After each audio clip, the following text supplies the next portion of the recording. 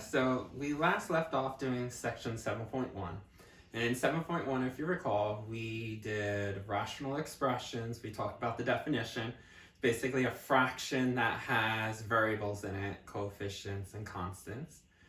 We talked about how to simplify. And in simplify, we told you factor out the top, you factor out the bottom completely, and then you see what cancels out from the top to the bottom. Now, multiplication is actually the same thing as simplifying. The difference is, instead of having one fraction, we're going to be dealing with two fractions. Now, I just wanted to remind you on how you would do multiplication of just fractions.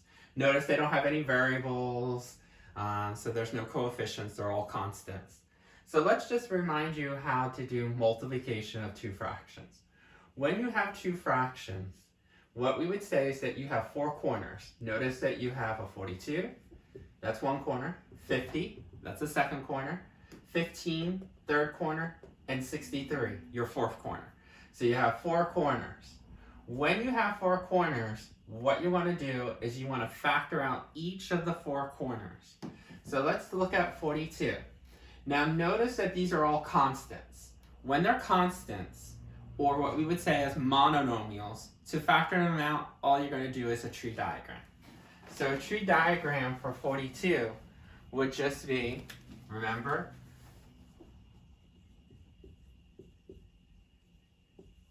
think of any two numbers that you can multiply to give you 42. You might have done 2 and 21. And then 21, you can break that down further as 3 and 7.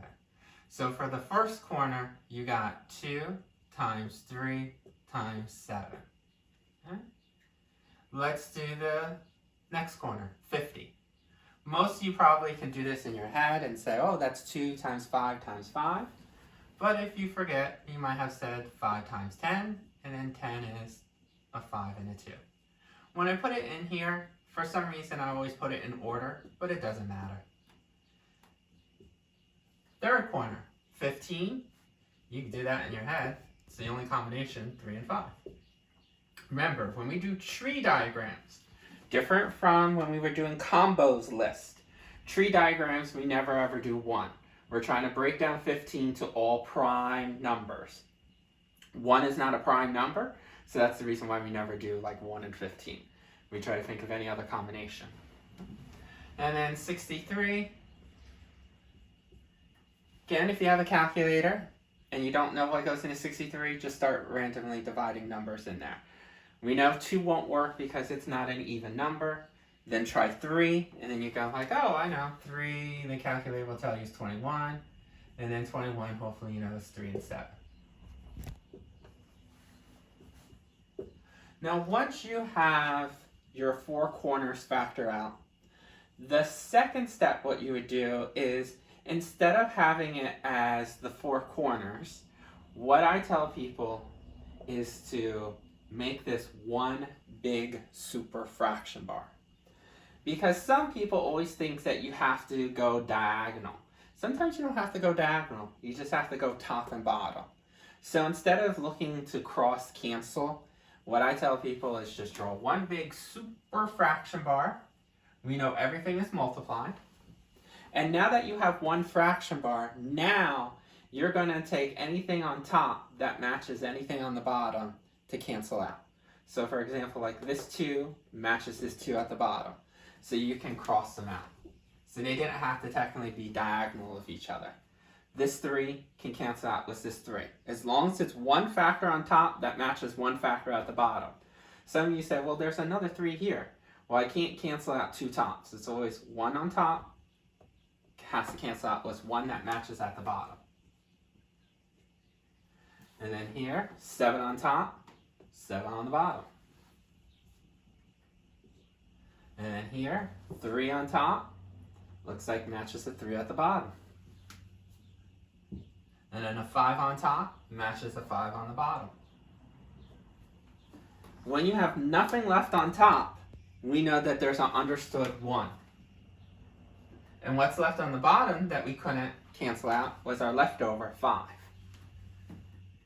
So this actually will multiply and reduce and simplify down to 1/5.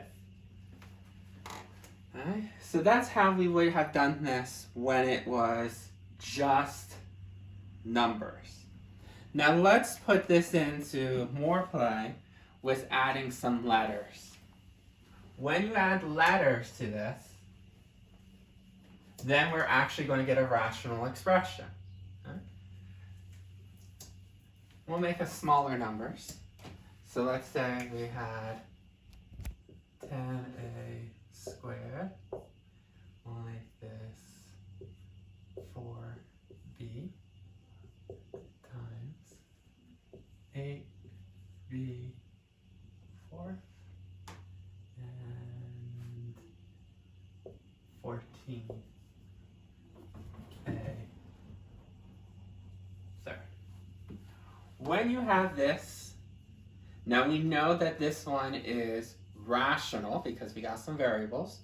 But again, notice we have 4 corners. What do we do with each of the corners? We're going to factor them completely. Now notice each corner, 1, 2, 3, 4, are all monomials. How do you factor out something that's not a binomial? Remember, difference of squares. Or 3 terms, a trinomial like shortcut or arch or FOIL. Or 4 terms like grouping. When you have 1 term, remember, just like we did with the numbers for the other guy, we're just going to break this down into tree diagram. So you know that 10 is 2 times 5. Now for a squared, just write it out in factored form. So remember, a squared means that you have 2 a's. So not exponential form, get rid of the exponent and say you have 2 a's. Then, next corner, 4b. The coefficient can be broken down as 2 times 2, and then a b. Third corner, 8b to the 4th. Well, 8 is 2, 2, 2, and b to the 4th, 1, 2, 3, 4. And then 14a cubed. Again, 14, just focus on the coefficient, 2 times 7. And then a cubed is 1, 2, 3. Once you do that, 4 corners all factored completely. Draw one big super fraction bar, and then you can start canceling out. 1 on top with 1 on the bottom that matches. So monomial 2 can cancel out with monomial 2. Monomial 5, no, that's going to stay. A, perfect. Monomial A's can cancel out. Ooh, another A, they can cancel out. So all I'm doing is matching 1 on top with 1 on the bottom. And this 2 is going to be left over. B, cancel over here. So what's left over is all these B's on top. And at the bottom, that A, and that's 7. So now what do we do with all these leftovers? Well, we're just going to multiply. Just like we had nothing to multiply on the last guy, but notice this has some items. So 5 times 2 is 10. B, we know is b cubed. And then 7 times A, just be 7A. This would be your reduced answer. It's much easier to do it this way, the 4 corners, than to multiply across and then try to break it down and reduce it. Because then you would just have 80 a squared b to the 4th, and then you would have 56 ba cubed. And then to break that down, it's easier just to break down the 4 corners instead of multiplying first. Now we did this with just monomials. Let me show you one more of these, but something that has some binomials and trinomials to get the real feel of rational expressions.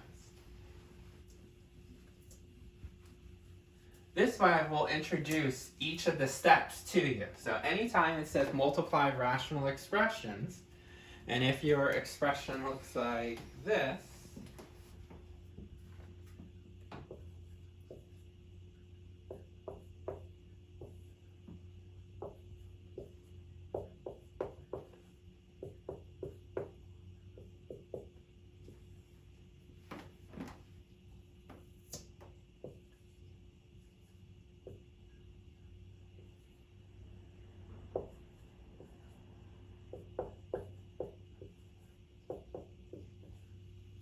let's say our guy looks like this.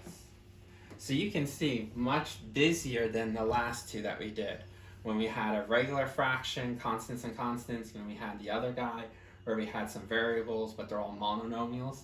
Here I'm throwing you binomials, and I'm throwing you some trinomials. So anytime that you have multiplying rational expressions, we're going to take the same steps that I did for doing the multiplication, which is step 1, factor each of the 4 corners completely. Now how do I do that? I always ask myself, is there any GCS? And then after I take out any GCS, then count the number of terms. If we have 4 terms, of course you know grouping, 3 terms. Remember, shortcut works great, but if you have no leading coefficient, perfect. But if you do have a leading coefficient, then what you're going to do is take the arch method or the FOIL method. If it has 2 terms, then you're going to do difference of squares. And then, like we said, when you have 1 term, that's where we're going to do the tree diagram. Put it in factored form. Once you factor completely, then you're going to draw one big super fraction bar like we talked about. And then we're going to cancel out matching factors. One on top with one on the bottom. Now, we haven't gotten to this part. If they're binomials, they have to match exactly. The top and the bottom must match exactly with the same symbols. The other type that we have is matching monomials. You cannot cancel out a binomial with a monomial. Okay, so it's either matching binomials or matching monomials. And then the leftovers will be the simplified answer. So let's take a look at this guy where we have w squared minus 4 as our first corner. Remember, so 2 terms. You're going to look to see if there's a GCF. I can tell you there's no GCF. When you have 2 terms, a binomial, difference of squares. Remember, difference of squares has to have a minus sign, perfect square, and a perfect square. And then just set it up as 2 sets of parentheses, 1 plus, 1 minus. Square root, w and w. Square root, 2 and 2.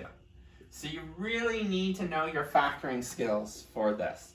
And these are the reason why this tends to be the hardest stuff for you, because you're factoring 4 separate polynomials, unlike the last test where you're only just factoring 1. This bottom corner, this is a trinomial. Luckily with this, I can tell you that there is no GCF. When you have 3 terms, we just talked about either shortcut, arch, or FOIL. Since it has no leading coefficient, I can go right into shortcut.